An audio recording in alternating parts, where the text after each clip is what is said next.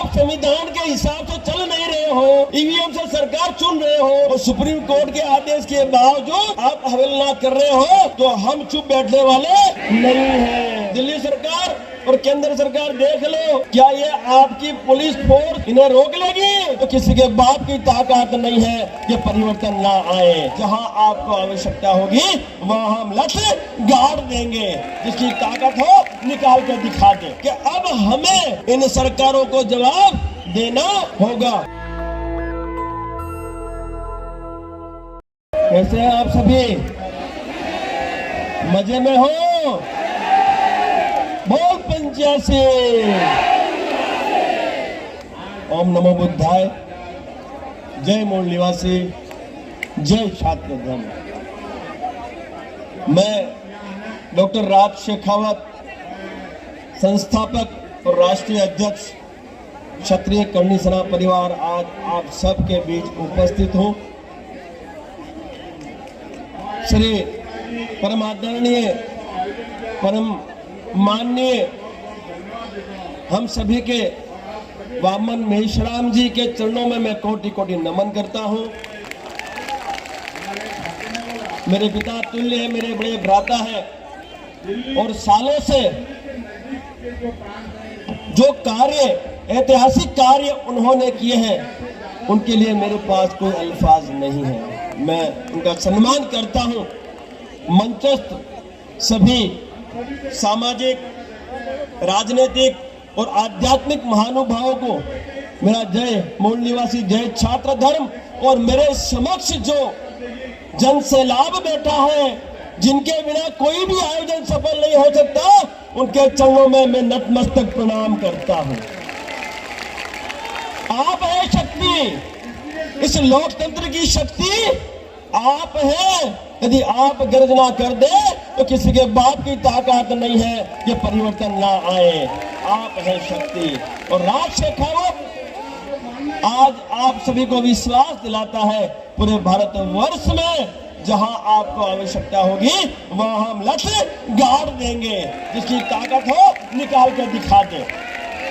आपके साथ खड़े हैं। आज का जो ये आयोजन है, वो आयोजन यहां दिल्ली में जो चुनाव, केंद्रीय चुनाव आयोग का जो मुख्यालय है, वहां हमें सभी को वामन मेश्राम जी की अध्यक्षता में पहुंचना है। सब तैयार है? कितना तैयार है? हाथ से बताइए मुझे। ले भाई, दिल्ली सरकार और केंद्र सरकार देख लो, क्या ये आपकी पुलिस फोर्स इन्हें रोक लेगी? रोक सकती है? अरे भाई, आर पार के लिए तैयारी कर लो। आर पार के लिए तैयारी करो। फिर चाहे वो केंद्रीय चुनाव आयोग मुख्यालय हो या संसद भवन हो। तैयार है ना भाई? मैं भी तैयार हूं, मेरा क्षत्रिय समाज भी तैयार है, हम सब तैयार हैं। और अब 85 नहीं 97 हो गए। कितने हो गए? 97। क्योंकि 85 में अब क्षत्रिय भी जुड़ गए और जैन भी जुड़ गए। अब देखते हैं कौन हमें रोकता है। बहुत बहुत शुक्रिया हुकुम। मैं दिल से आभार व्यक्त करता हूं आपका। मैं इन राजनीतिक पार्टियों से पूछना चाहता हूं, जब सुप्रीम कोर्ट ने आदेश दिया कि आपको चुनाव, ये जो ईवीएम मशीन है उसके साथ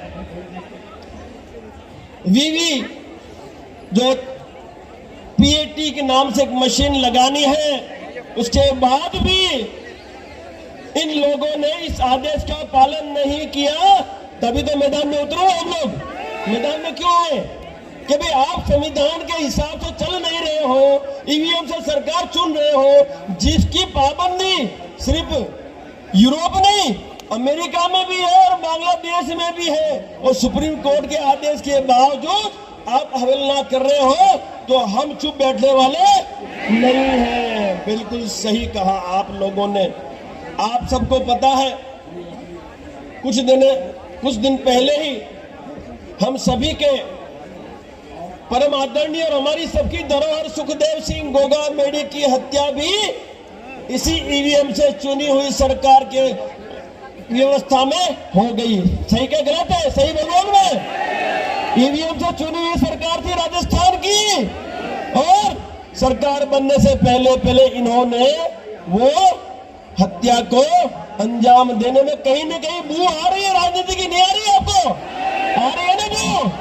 भाई 1 महीने से ऊपर हो गया, अभी तक ये जो दोषी है वो गिरफ्तार क्यों नहीं हुए? आपने एनआईए को तपास जो जांच थी सौंप दी, तो क्या एनआईए का फर्ज नहीं बनता कि सारी गिरफ्तारियां हो जाए? बनता है कि नहीं बनता है?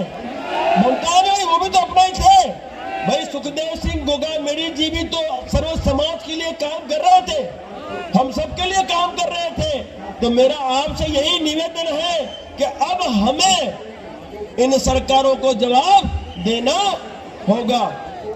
बिल्कुल साहब पधार चुके हैं, जब मैं चाहता हूं साहब का स्वागत करें। मैं ज्यादा समय नहीं लूंगा, इतना ही कहूंगा कि आज हम निर्णय लेके ही मैदान छोड़ेंगे। बहुत बहुत शुक्रिया, धन्यवाद। और दोस्तों एक चीज कहूंगा, चमत्कार के बिना नमस्कार नहीं होता। होता है क्या नमस्कार? चमत्कार दिखाना पड़ेगा।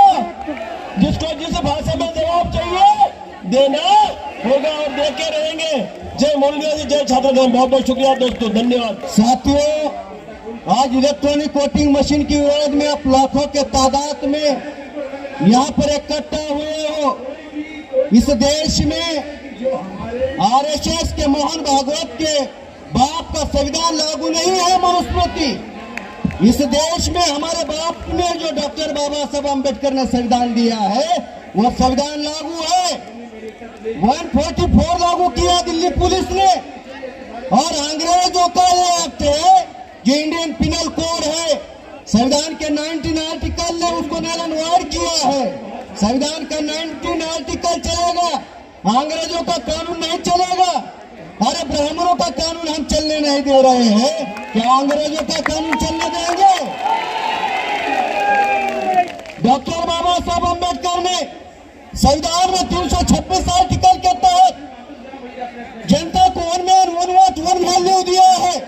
लेकिन आज इलेक्ट्रॉनिक वोटिंग मशीन के माध्यम से जनता का वोट उसके लोकसभा से, उसके विधानसभा से, उसके बूथ से जुड़ा किया जा रहा है। साथियों, अगर किसी नागरिक का वोट उसके बूथ से, उसके लोकसभा से, विधानसभा से अगर जीरो होता है तो उसकी वैल्यू जीरो है। आज वामन मेश्राम साहब को आरएसएस रोकना क्यों चाहती है? आरएसएस का 7 दिन का केडर कैंप हुआ, और उस केडर कैंप में एक ही बात चर्चा में आई, वामन मेश्राम और वामसेप को कैसे रोका जाए। वामन मेश्राम और वामसेप को कैसे रोका जाए? वामन मेश्राम साहब आज के तारीख में संगठन नहीं चला रहे हैं, बल्कि आंदोलन चला रहे हैं। दुश्मन जो है आरएसएस बीजेपी जो है वो आंदोलन से डर रही है। वामन मेश्राम साहब को इसलिए रोकना चाहते हैं क्योंकि वामन मेश्राम साहब ने उनके नीतिगत मामलों के विरोध में राष्ट्रव्यापी आंदोलन खड़ा किया। उन्होंने 13 पॉइंट रोस्टर लाया था, मेश्राम साहब ने भारत बंद किया, उनको कानून पीछे लेना पड़ा। उन्होंने एनआरसी सीए लाया था, मेश्राम साहब ने भारत बंद किया, उनको कानून पीछे लेना पड़ा। वामन मेश्राम साहब को रोहतक में रोका, आरएसएस के लोगों ने फर्शा निकाला। आबे गधे की औलादो, तुम्हारे पास में हथियार है, हमने हथियार म्यान किए हैं, हथियार म्यान किए हैं। इसका अर्थ ये नहीं है कि हथियार चलाना भूल गए हैं, अभी भी वो खून दौड़ रहा है। भीमा कोरेगांव का 500 लोगों का इतिहास पता है, याद रखना। मेश्राम साहब के बाल को भी अगर धक्का लगता है उसको तो नहीं छोड़ेंगे, लेकिन उसके जाति को भी नहीं छोड़ेंगे।